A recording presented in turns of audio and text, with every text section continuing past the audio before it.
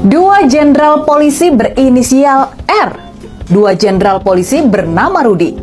Mereka dua-duanya sekarang ini semakin santer disebut-sebut sebagai calon Kapolri pengganti Listio Sigit Prabowo.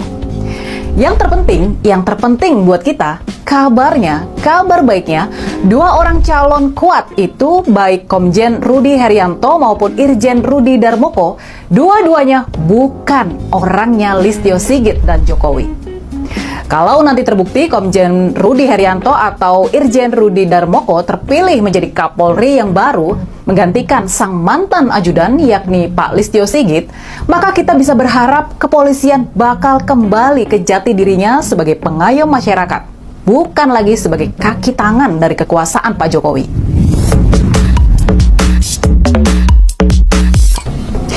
Tentunya terus menunggu-nunggu. Kita menunggu-nunggu kapan Presiden Prabowo bakal menarik pelatu keputusan memberhentikan dan mengganti Kapolri Listio Sigit Prabowo, orang dekat dari mantan Presiden Jokowi.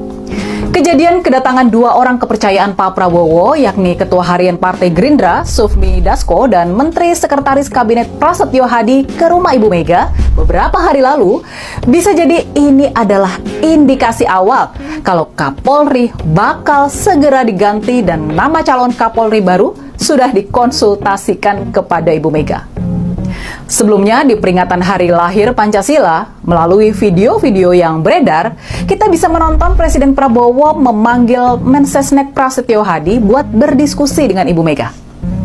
Tampak Pak Prasetyo mengangguk-angguk saat menerima perintah dari Presiden Prabowo di hadapan Ibu Mega. Lalu, setelah adanya instruksi dari Presiden Prabowo tersebut, datanglah Pak Prasetyo dan Pak Sufmi Dasko ke Teuku Umar, ke rumah kediaman Ibu Mega. Dari foto yang dibagikan oleh Pak Dasko melalui akun media sosialnya, tampak Ibu Mega didampingi oleh orang kepercayaannya yang ahli hukum, mantan Menteri Hukum dan Hak Asasi Manusia, yakni Pak Yasona Lauli. Melihat siapa orang yang mendampingi Ibu Mega di pertemuan tersebut, kita mestinya paham kalau pertemuan tersebut membahas persoalan hukum. Bisa jadi ini membahas nama-nama calon Kapolri yang baru. Di salah satu foto kita melihat Ibu Mega sedang membaca dokumen yang dibawa oleh Pak Prasetyo dan Pak Dasko. Nah, pertanyaannya, apakah dokumen tersebut berisi biodata dari calon Kapolri baru?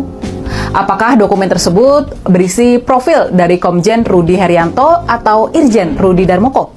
Yang kita tahu sejauh ini, kabarnya baik Komjen Rudi Herianto atau Irjen Rudi Darmoko bukanlah orang-orang dari Kapolri Listio Sigit.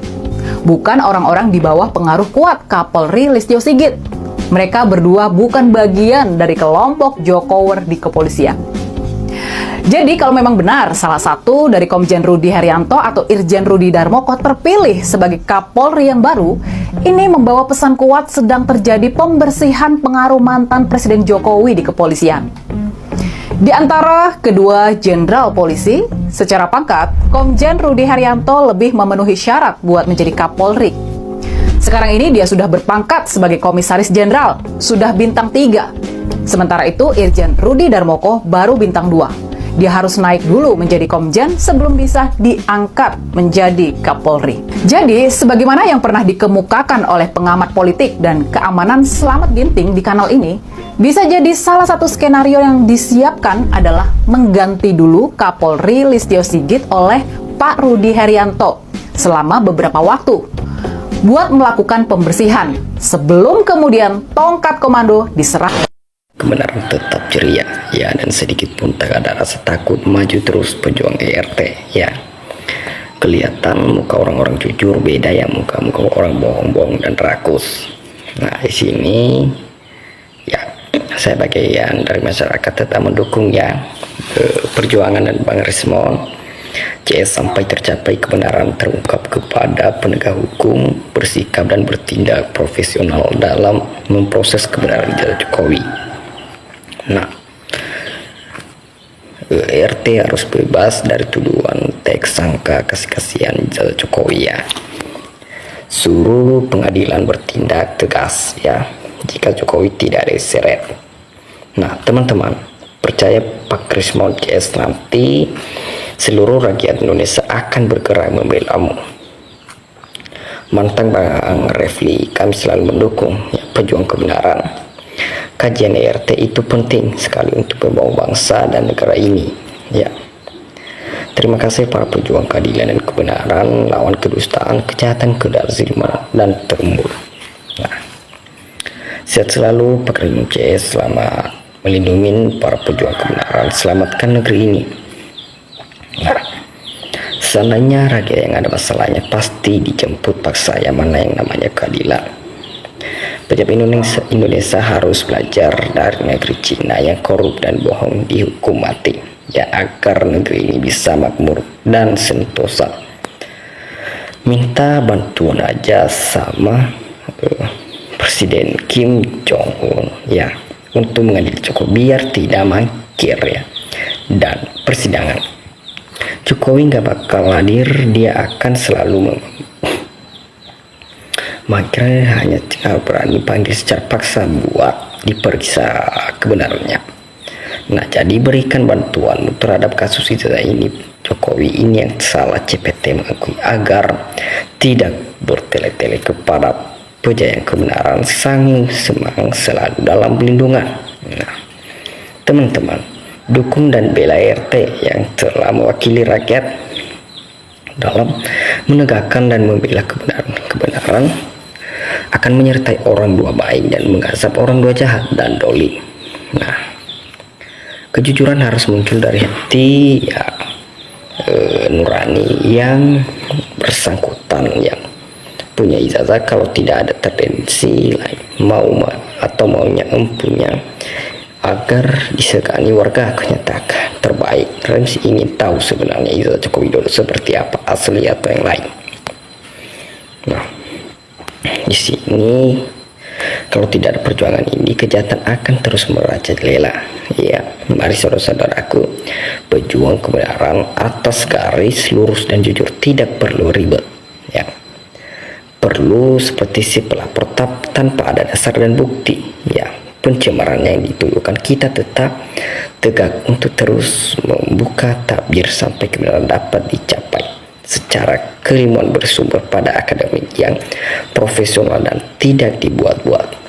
Nah, sudah pada tua, sudah mendekati mati, ya harusnya pada sadar katakan benar, jika benar katakan salah. Katakan salah karena pangkat derajat, ya harta tidak dibawa mati.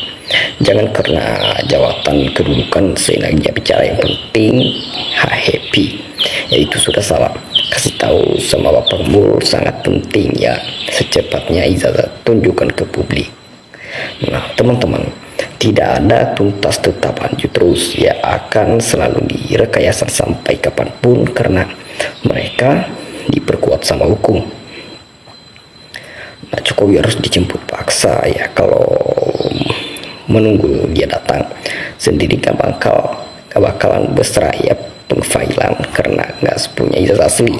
Nah, orang kebal hukum pasti berani dapat aparat juga, nggak berani untuk menghadiri Jokowi di Polda.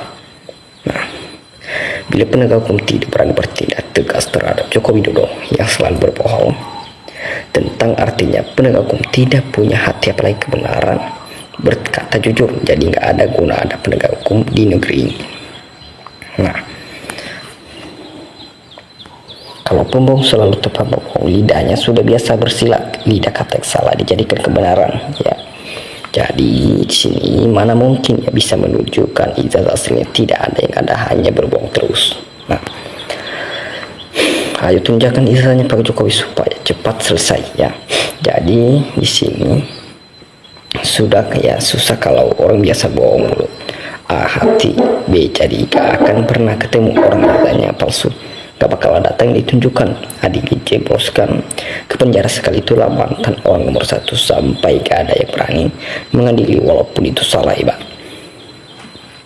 Nah, teman-teman, Indonesia ini sudah banyak keanehan, terlebih pejabat-pejabat negara ini. Apakah main sandiwara, apa tidak kebohongan diri sendiri ya, untuk bohongin seluruh masyarakat NKRI sampai kapan negara ini baru bisa ada keadilan ya. Nah, nggak bakalan berani tunjukkan ijazahnya kalau memang ijazah si Yanti akan diperlihatkan. Buktinya mana, hadirkan dong. Nah, di sini jika perlu transparan dalam menindaklanjuti kasus Jokowi, mungkin perkara ini tidak akan berlalu-lalu. Ya, jadi polisi nampak getah atau melakukan tipu daya. Ketahuilah, sepandainya mereka melakukan tipu daya kelala akan membalas tipu daya mereka karena sebaik-baik pembela tipu daya. Nah, kebenaran, kejujuran, dan keadilan harus ditanamkan galem atau hidup dan kehidupan di dunia juga. Kebenaran akan menemukan caranya sendiri. Takutlah akan sisa alas